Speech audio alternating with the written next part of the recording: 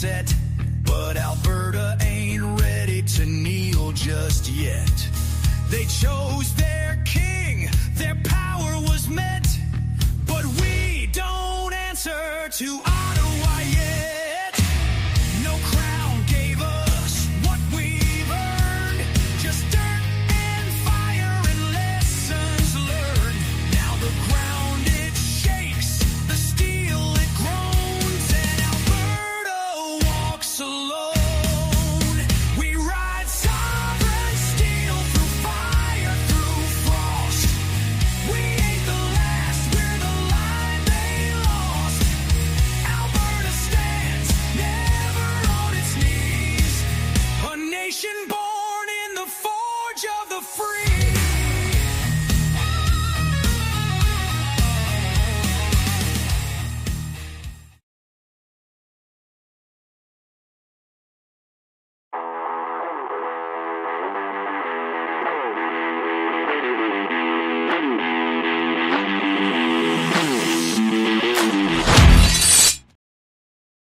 Whoa, it's 7-Eleven. But hang on a second. I'm super tardy.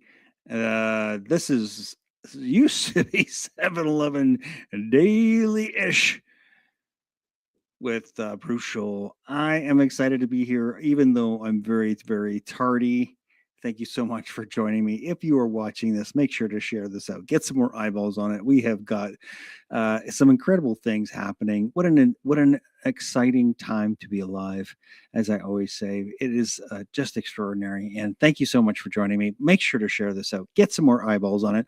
We have got to break through the censorship of the Canadian government. They don't want you to know the truth. And I'm hopefully going to help you sift through some of the garbage in the news. Welcome. It's Bruce Scholl here. Unscrew the News. This is 7-Eleven, or used to be 7-Eleven Daily Summary, and it is now 8:24. So, like I said, I'm very, very tardy. I had some family things I had to take care of, so I appreciate you joining me now if you are. But there's some things. There's so many things happening these days, and I had a bunch of them that sort of all culminated today, and I thought, I got to get on there and we're going to talk about it. So we're going to get down to it here very shortly. I always like to say that I like to support local businesses. There's so many great local businesses. You got to share them with your friends and your family and your neighbors. Make sure to support local businesses. One of the ones that I love to support, and I managed to buy some more today. It was a great price on silver, or it seemed like a relatively good price on silver, so I bought some more today. If you would like to protect your family's wealth, I suggest getting gold and silver, and it's always a good time to get gold and silver. But you can give nuggetsnacker.com a call, 1-866-644-2121. Give them a call, nuggetsnacker.com. Up in the top left-hand side, you'll see a QR code that'll give you a bit of a discount when you order your gold and silver. Have it delivered right to your door. Anything over $600 in Canada, anywhere in Canada, will be delivered to you free of charge. All right, let's get down to unscrewing some news. I'm coming to you from the heart of the battle-ready nation of Alberta, and I bring you truth and optimism. Our goal is to break free from the media and the globalist mind control. It is June 5th, 2026. This is episode number 288. I call this one AI Roundup and Alberta Schmutz, whatever you want to call that. I'm gonna just get started. I've got some stuff that I want to share with you. Some really interesting. You know what? It's kind of unnerving, the stuff that's happening around AI, robotics, health in general, or the pandemic stuff, pandemics, and I'm using air quotes around health because it's not health; it's really sickness, sick care. But I wanted to bring this up. I saw this and it just creeped me right out. See what you think. How eager would you be to have a robot be injecting? And I've done I've done a number of episodes in regard to MAID, but this seems like a dystopian sort of next step is watching a robot inject you with chemicals. So let's take a look. Robots. This is a very life-saving technology. Hero oncology robots, known as chemo robots, help prepare and assemble treatments for patients. They also reduce exposure for healthcare workers handling hazardous drugs. It allows us to, Because it's so deadly, the cocktail of chemicals that they're going to inject into you and your loved ones. Yes. be much more efficient with our workflow. The old way, it used to take pharmacy techs about an hour to produce 12 doses of treatment. Now, with the robots, it takes about 40 minutes. Doesn't seem like much, but on a mass scale, makes a big difference. We are able to speed up our drug delivery process and production by approximately 30% relative to doing it in a manual fashion. Launched in December, staff say they're proving to be a game changer. We needed to make sure the accuracy, safety, and timely delivery of our medication. And all these three were met by Hero Oncology robots. The $3 million robots are the first in Canada and funded through the VGH and UBC Hospital Foundation's Greater Than Cancer campaign. It's an important investment. Angela Chapman, president of the foundation, says technology like this could have a bigger impact down the road. So making them on demand in the way that they're done by these chemo robots will save money. And we believe that then that will be proof of concept for this to roll out in other locations in BC and, of course, across Canada. And while errors can happen, staff say they are extremely rare and always caught. So if there is an unexplained differential in what we expect, like what the robot expects, the robot knows and goes, nope, don't use this drug, redo it. For now, the robots are focused on leukemia and bone marrow transplant patients. But with demand for cancer care rising, staff say they could help the system keep up. This is just hopefully the beginning. Kevin Chirac, CTV News, Vancouver. Yikes. I don't know about you, but that's not something I'm very excited about. All right, moving on to, let's go to Ebola. And I'm going to bring this guy up here. Nicholas Hulscher is his name. Whoa, hang on a second. What's going on there? Not sure who's playing. Okay, you can stop playing. Thank you very much. I'm going to bring this one up. And this is Nicholas Hulscher from the McCullough Foundation. And he's... I think he's an epidemiologist, but he's well known. So just take a listen to this. He's talking about Ebola. Most of the interviews talking about Ebola and how it's not really transmissible. It's not really a potential for a pandemic because they've had about 40 outbreaks, but they just never go anywhere. Anyway, so this is further in the conversation. So stand by. The WHO screaming and yelling about Ebola. I don't like it. The other thing I don't like is this scientist who got caught in an American airport coming back from Africa with monkeypox samples. The FBI is investigating this. You believe, and others, there may be a possibility he could have had Ebola samples with him. What's going on with this story, Nicholas? Yeah, this is another shocking story. So an NIH virologist, an Ebola expert, he literally goes in the Congo often. He has field sites in the Congo to catch Ebola from wild animals. And so he was caught at a U.S. airport earlier this year with undeclared biological samples, what are called select agents that appear to be, we know for sure, monkeypox, but as well, there could be other pathogens. There could be Ebola because we know he works with Ebola. He was caught at the airport. Now he's under administrative leave. The FBI is reportedly investigating him. And this man, Vincent Munster, was linked or actually was actively involved in gain of function activities with SARS-CoV-2, with Fauci and colleagues. So you can't even make this up. These, I guess, look, if they're being investigated for this, I'll call them bad actors, okay? I guess you're not until you're convicted of something. But these sinister plots that they sure look like that continue to play out even with RFK Jr. at the helm. They're still deep inside and dug in, the CDC and HHS and NIH and all the others, aren't they? they're deeply dug in, unfortunately. They're buried, entrenched in there, and it appears they're still doing some very sketchy things, such as transporting undeclared pathogens from the Congo to America. So, this has to be dealt with. It has to be addressed. Yikes. All right. I'm moving on to my next thing. So I had pulled up an email from, let's see, what was this thing called? This is called Reclaim the Net. Talking about the U.S. government built a tracking bazaar and adversaries went shopping. Let me see. Oh, AI police. This is what I wanted to talk about. Dystopianpolice.ai launches in UK amid false arrests. A new UK National Center launches within days, promising to find suspects in minutes.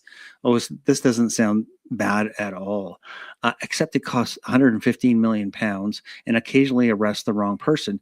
Police.ai, the body charged with pushing dystopian artificial intelligence across 43 forces in England and Wales, comes with a seductive sales pitch from its frontman. Catch your suspect in minutes. Turn a weeks-long manhunt into a coffee break. Alex Murray, National Crime Agency Director and National Police Chiefs Council First AI lead, wants facial recognition to do exactly that. The catch, and it is a fairly significant one, is that the technology keeps flagging innocent people. Oh, imagine that. Not if you're a dissenter, though. Murray's whole pitch is speed. What took days, weeks, sometimes months can potentially take hours, he said, describing AI tools that span CCTV analysis, searches of seized phones, and flagging of fake images. He likes to point to a Bedfordshire fraud case where the software chewed through Romanian language phone data from 4 suspects and produced guilty pleas. Notice the shape of the pattern, though. It is always a list of what the police get to do. The part where the rest of us scanned, sorted, and occasionally pulled off the streets tend to fall off the slide. Innocent people are getting caught up. So buys a central body that decides what AI products the 43 forces are allowed to buy, replacing free-for-all where every force shopped on its own. Says the technology should do more than 6 million hours of work a year, supposedly the equivalent of freeing up 3,000 officers. Oh, good. We can put the police officers out of work, and we can install dystopian AI police. That sounds great. Murray said that the launch marks a decisive step against rising demand and digital crime, that the world is changing fast and the police must change fast too. I don't know. And that the public asked for it. The public have told us they would expect the police to use AI. Businesses use AI. We know criminals are adopting it as we speak, making the launch of police.ai both timely and necessary. The star of the show is retrospective facial recognition. Police take a face off CCTV still, a doorbell camera, or a phone, then run it against roughly 19 million custody photos and around 25,000 times a month. Oh boy, I can't stomach this stuff. This is just terrible. Anyway, I've got another thing that I wanted to bring up, and this is a video with Ed Dowd and Daniela Cambone show. He's talking about China. Belief that China is going to overtake the U.S. And we've looked at the numbers. We have a report for sale at our website, financetechnologies.com, a China report. We've done a deep dive. And China peaked as a percent of U.S. Price in U.S. dollars at 80% of our GDP in 2019.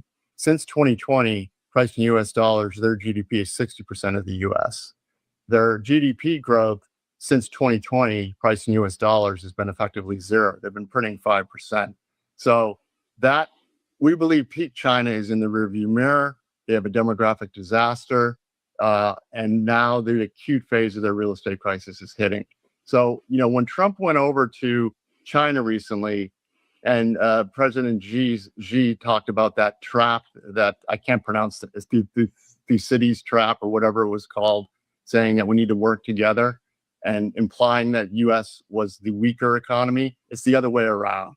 They're in deep distress, and Trump's tariffs on China are the right move because they're basically exporting deflation. They're in a deflationary death spiral, much like Japan was in the 90s. And the difference is that Japan exported their way out of that problem, but they are 1/10 the size of China. China has been to make up for their internal downturn. They've been exporting like crazy since 2021, and that's why we're having trade wars. And the tariffs are affecting them. So it will be good news for Europe and the US if there's a slowdown in China? I mean, is there a benefit? Well, so it's a razor's edge. You don't want them to collapse because that will have contagion effects across the globe. So we actually, and I had this discussion with Steve Bannon, we have to kind of work with them because you want to, look, I don't want to be, we put out a report that they're entering the acute phase of their crisis. If nothing's done, that's going to happen. So I'd like to be wrong and have the U.S. and China work together to figure out how to structurally help them restructure and complete some good trade deals. That doesn't look like it's happening at the moment. So unfortunately, our predictions look like they're going to come true. So we don't want them to, but we need the U.S. and China and Europe to all work together to prevent their collapse. I know that sounds crazy, but that's what you want. Anyway, one of the other things that he was saying is that gold to go to $10,000 an ounce. And obviously, I am a big proponent of silver and gold. So I do suggest, I always suggest, let me see, Squirrel Nuts. I do always suggest getting gold and silver. Squirrel Nuts made a comment. Thank you very much, Squirrel Nuts. I'm just going to take a look at it. It says, it's all gaslighting. I think he's talking about no public is asking the police to use AI. LOL. Yeah, no kidding. Lobbying of UN extreme activists pushing BS. Well, of course, in Europe, they're all, they're doing it here as well. But it seems like we are hearing stories of more gaslighting. And the UK is completely off their rocker. Of course, they're going to be bringing in AI versions of the police, and they'll be stomping on you, especially if you're white, because the white man is the devil. All right, I'm going to go to now my bookmarks for Alberta. This is from Alberta Radio. Thank you so much. Breaking update: Alberta Premier says law will be enforced if First Nations launch blockades over separation referendum. Okay, Premier Danielle Smith says Alberta will uphold the rule of law. First Nations threatened to use blockades in opposition to a separation referendum. She warns that while dialogue is important, any actions that disrupt critical infrastructure or endanger public safety will be met with the full force of the law. Smith says her government remains focused on strengthening Alberta within Canada and keeping the province moving forward. Well, that's good. Good to hear. All right, Corey Morgan says, serious question, folks. I don't know if you heard this, but he's put up these billboards. One of them was in the Tabor area. And serious question, whether or not you support independence. Do you think this sign is offensive? No. Critically, no. This is ridiculous. Does it warrant an attempt by a civic government to try to have it banned? No, it does not. And do you really think that that municipal governments have that authority? They do not. Keep doing it, keep going, and keep working. Jeffrey Rath, this is an official notice warning. This is a grifter account, not an agent of the Alberta Prosperity Project. This looks like, and then this is a list that was put together of all the traitors trying to create sovereign Alberta. Quite interesting. Anyway, I just want to say, yes, let's just keep moving forward. Keep plugging. I mean, the people that are against this are so cultish, violent, angry. they have completely, well, I mean, they've been completely off their rocker for a while, but they forget that having a difference of opinion is part of democracy. It is the bedrock of democracy. And our friends and our neighbors sometimes have different opinions. That doesn't make them evil. So putting out a list so that you can target these people is completely insane. But we figured that they were already insane, and we knew that we were going to have to deal with this. So here's more of this insanity, and yeah, it's crazy. You'll never be safe on your own. You can't afford to live without me. You'll never be safe on your own. Everyone out there is just waiting to take advantage of you. Leaving me is the risky choice.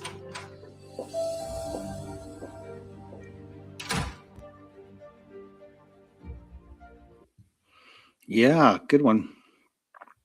All right. Anyway, I just wanted to say, wanted to jump in here, do that, and show you a couple of these videos.